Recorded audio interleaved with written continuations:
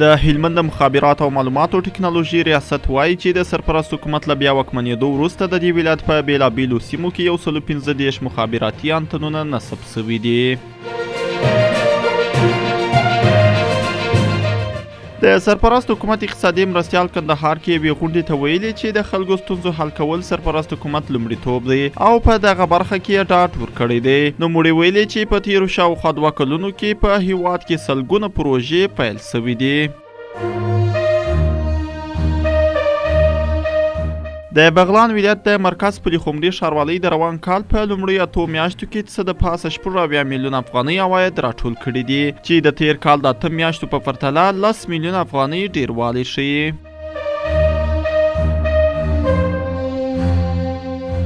د فاریاب ولایتي چارواکي وایي چې د یاد ولایت په اندخوی ولسوالۍ کې د یو خصوصي شرکت له لوري د 20 میلیون افغانۍ په لګښت یو چوک جوړ او ګټې اخیستنې ته وسپارل سو.